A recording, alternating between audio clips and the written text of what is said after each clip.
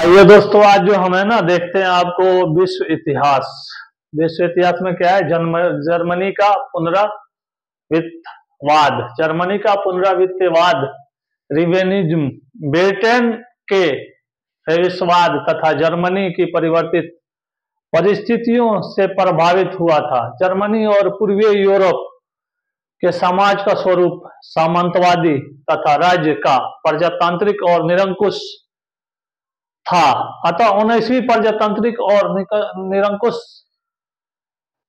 शासक के बीच जो 19वीं शताब्दी के उत्तरार्ध तथा यहाँ के समाजवादी विचार, उग्र क्रांति तथा संगठन षड्यंत्रकारी थे, इन देशों पर मार्क्स के विचारों का काफी हद तक प्रभाव पड़ा। 19वीं सदी के अंत में जर्मनी तथा औद्योगिक क्रांति की उन्नति हुई और उसके फलस्वरूप क्या हुआ? राज्य के कुछ व्यक्तिगत तथा राजनीतिक अधिकार स्वीकार किए गए थे। अतः मजदूरों का जीवन स्तर ऊंचा हुआ तथा उनके राजनीतिक दल सामाजिक लोकतांत्रिक पार्टी, सोशल डेमोक्रेटिक पार्टी का प्रभाव भी बढ़ा था। उनका कद थोड़ा ऊपर हुआ था मजदूरों का, क्योंकि क्या इन्होंने बोला था कि दुनिया के सारे मजदूर एक हो जाओ, तुम्हारे पास खोने के लिए कुछ नहीं बचा है, लेकिन पाने के लिए सारी दुनिया पड़ी हुई है। और जार में क्या है? जार एक निरंकुश शासक था जो मजदूरों पे, निहत्थे मजदूरों पे गोली चलवाया था। आइए चलते हैं, इसके आगे क्या देखते हैं हम ये देखते हैं। इस क्रांतिकारी में मार्ग का स्वीकार करते हुए भी व्यापार में भी सुधारवादी और नीति अपनाई गई थी। एडवर्ड फर्स्टनटाइन ने 1850 से 1932 ने ये वास्तविकता के आधार पर मार्क्सवाद के विचार को जो है ना, उन्होंने क्या किया था? और संबोधन किया। और संबोधन करने के साथ साथ क्या किया? यह प्रयत्न किया कि फर्स्टनटाइन सामाजिक लोकतांत्रिक पार्टी का प्रमुख दार्शनिक, फिलोसोफर और एक एंगल्स का निकट शिष्य था, जो ब्रिटेन में कई वर्ष तक निर्वासित रहा और फेविस्वाद को काफी हद तक प्रभावित किया था। मार्क्स का कथन था, प्रतियोगिता और आर्थिक संकटों के कारण प्रतियोगिता तथा आर्थिक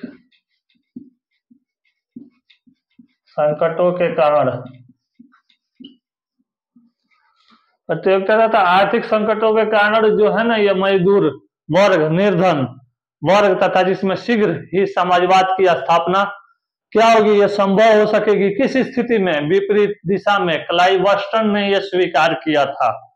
और मार्क्स क्या थे? एक ऐतिहासिक भौतिकतावाद के स्थान पर नैतिक तथा आर्थिक नॉन इकोनॉमिक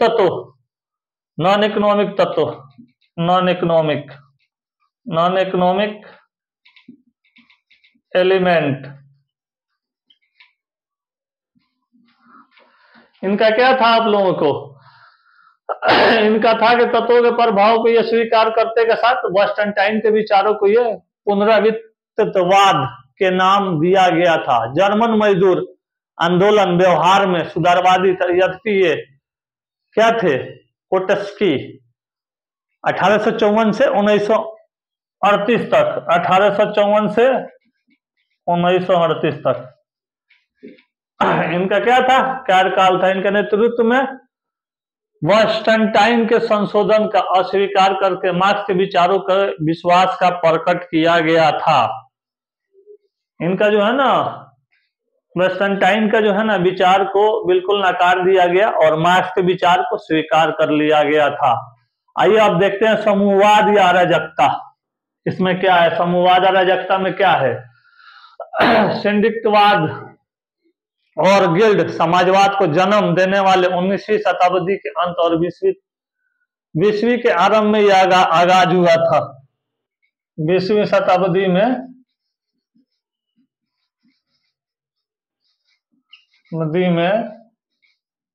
यह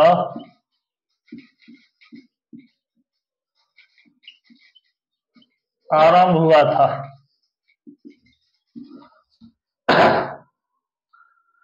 इस समय क्या था? फेविस्वाद तथा पुनर्वृत्तिवाद के मजदूरों का विश्वास कम होने लगा था। लेकिन लोकतंत्र में क्या था? मजदूरों का समस्याओं को सुलझाने में असफल रहा। समस्याओं को सुलझाने में असफल रहा, आर्थिक संकट के रूप में धारण करने लगा और युद्ध की संभावनाएं बढ़ने लगी।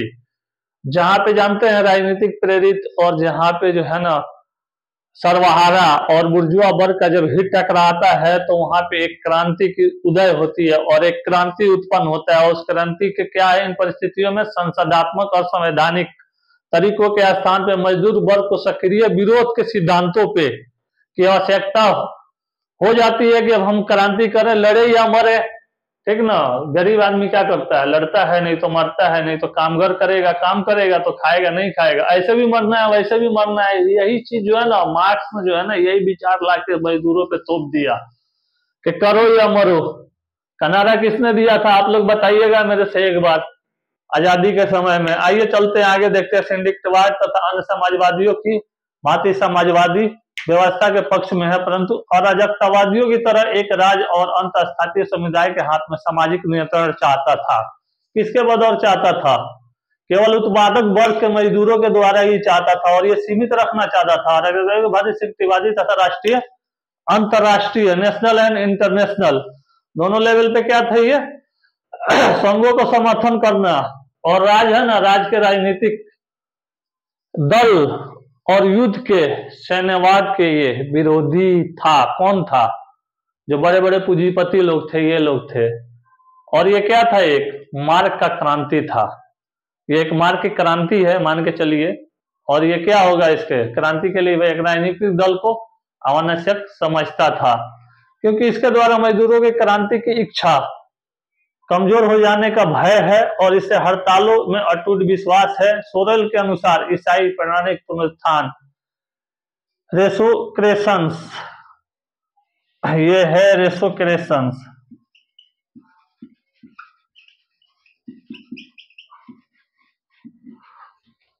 रेसोक्रेशंस क्या? ये पुनरुत्थान,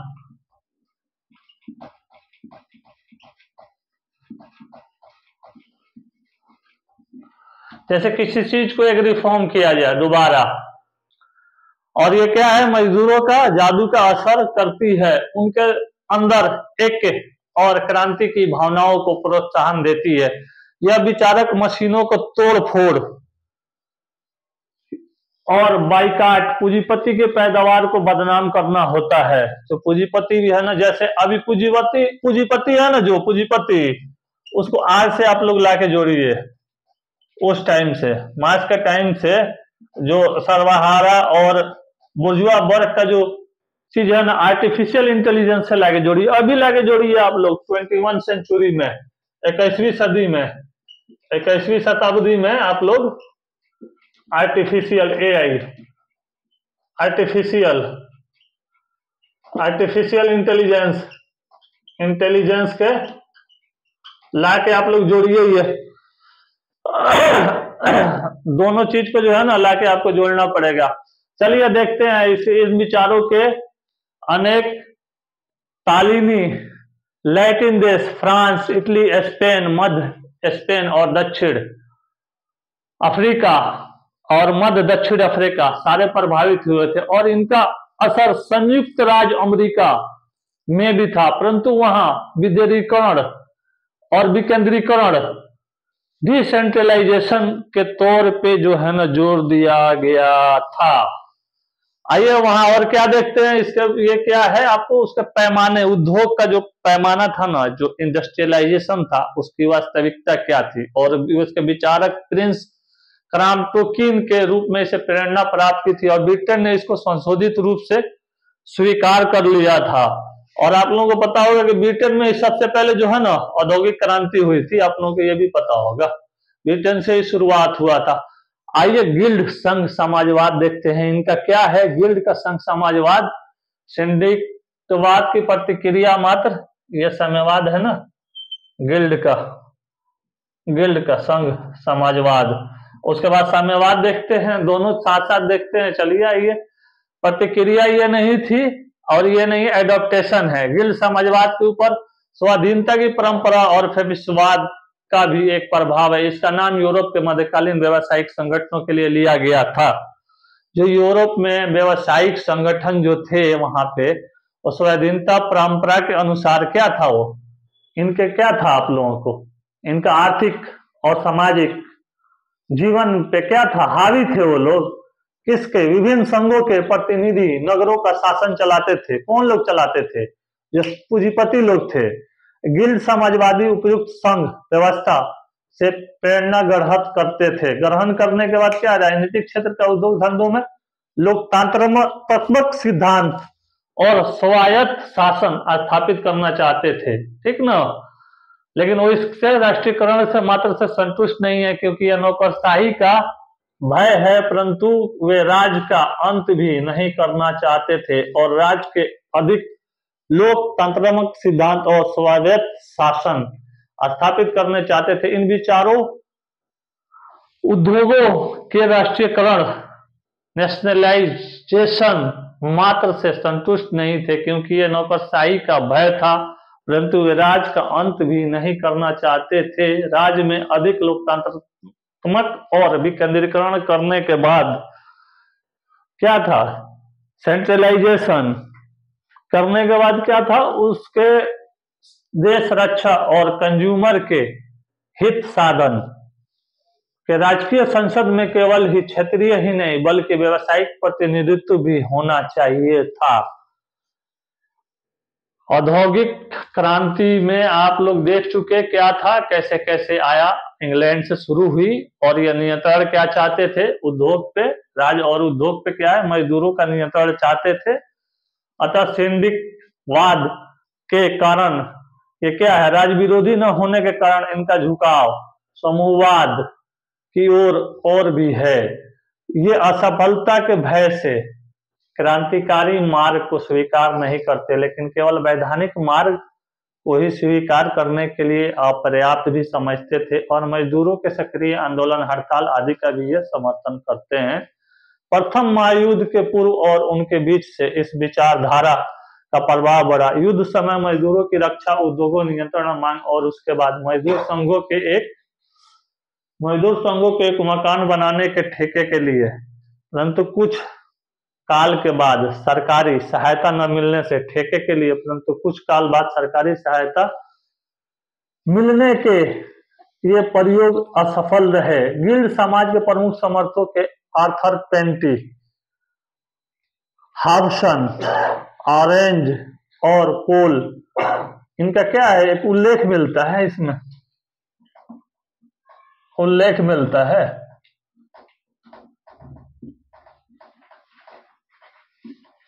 देखिए इसमें क्या है, आप लोग आइएगा ना, चेंजेस होता जाएगा। और देखिए वर्ल्ड हिस्ट्री में क्या है, अगर आप लोग चेंजेस समझ गए ना, चेंजेस समझते जाइएगा और विचार समझते जाइएगा, ठीक ना, उनका कैसे कैसे विचार रहा, कैसे कैसे और क्या मतलब औद्योगिक में कैसे आए, समाज में कैसे आए, कैसे कैसे विचार इनका रहा, कैसे कैसे क्या किए नहीं किए।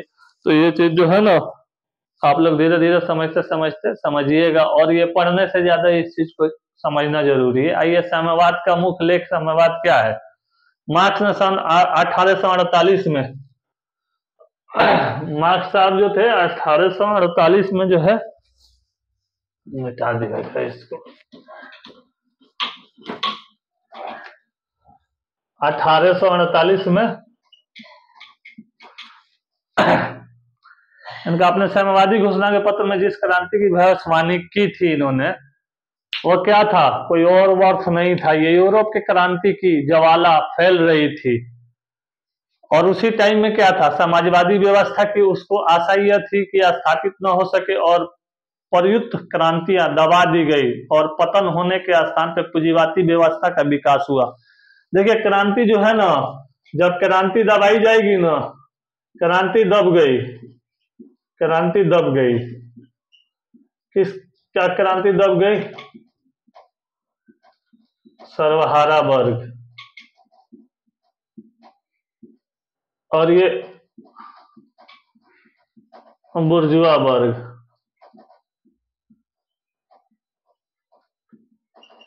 ये कैपिटलिस्ट क्लास हो गया आपको, ये लेबर क्लास हो गया।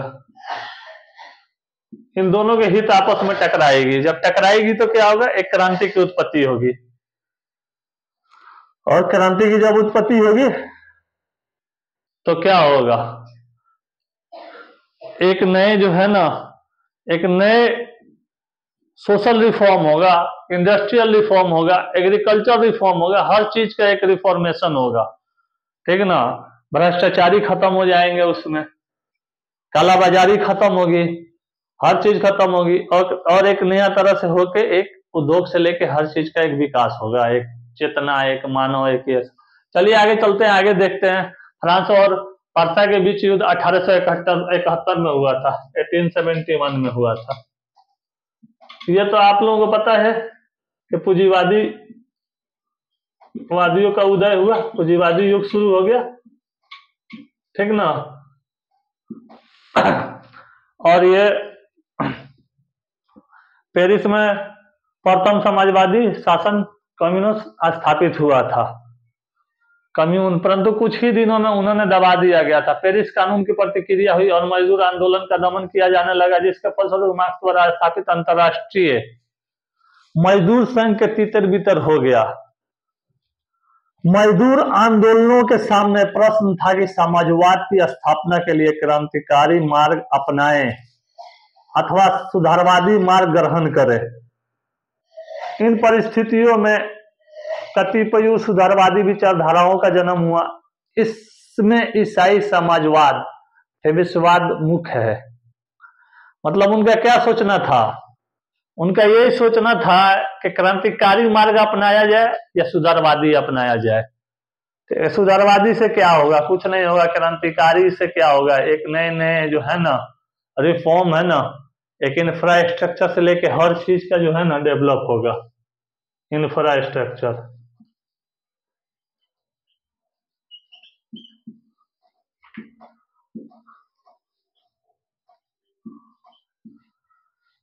ये रिवॉल्यूशन ले लीजिए, ये रिफॉर्म ले लीजिए, रिफॉर्म आप ले लीजिएगा ना। रिफॉर्म में स्ट्रक्चरल, इसमें क्या होगा?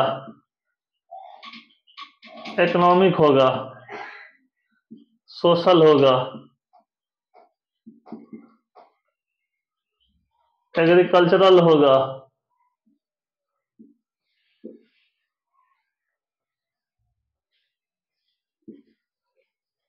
रियल एस्टेट आ जाइए,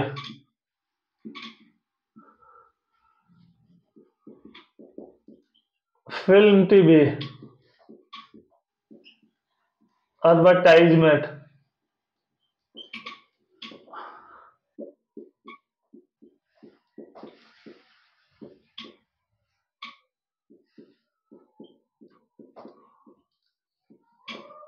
विज्ञापन। आइए इसके बाद क्या देखते हैं? ईसाई समाजवाद। ईसाई समाजवाद के मुख्य प्रचारक ब्रिटेन के जॉन मेलकम लुडलो, जो 1821 से 1911 तक थे। 1821 से 1911 तक थे। ये ब्रिटेन के थे, जॉन मोंडलोन ब्रिटेन के थे। जर्मनी के विक्टर आइम हाउबर हैं, और ये क्या है? पूंजीवादी शोषण द्वारा मजदूरों की दुर्दशा देखकर इन विचारकों ने इस व्यवस्था की इन विचारों की इस व्यवस्था की आलोचना की और मजदूरों के सहकारी आंदोलन का प्रचार किया। उन्होंने उत्पादकता तथा भोक्ता, कंज्यूमर एंड प्रोडक्शन के बीच क्या है? सहकारी समितियों की स्थापना की। ईसाई समाजवाद का प्रभाव ब्रिटेन, फ्रांस, जर्मनी और अतिरिक्त ऑस्ट्रिया तथा बेल्जियम में था। ये धीरे धीरे प्रचार होता गया। इसमें आगे चलिएगा, पॉप, प्रोटेस्टेंट आंदोलन, ये सब चीज है ना, थोड़ा ये देखिएगा आप लोग ढंग से, जो है ना आप लोग देखिएगा और सोचिएगा। जो मैं पढ़ा रहा हूँ ना, आप लोग बुक पढ़िए और सोचिए, देखिए मैं क्या बोल रहा हूँ, लेक्चर क्या दे रहा हूँ, क्या है नहीं है इसमें, हर चीज जो है ना आप लोग धीरे धीरे समझिए। और उस टाइम से वर्ल्ड हिस्ट्री से लाके अभी तक जोड़िए, आप वहां से यहाँ तक लिंक करते जाइए। जो लिंक करते जाइएगा ना, आपके पास कंटेंट इतना ज्यादा हो जाएगा ना, मेंस में आप लोग इतना अच्छा मैनिपुलेट करके लिख के आइएगा ना कि मतलब एग्जामिनर भी बोलेगा हाँ भाई कोई लड़का ये लिखा है। चलिए चलते हैं, इसी के साथ ब्लेस यू, थोड़ा देख लीजिए आपको।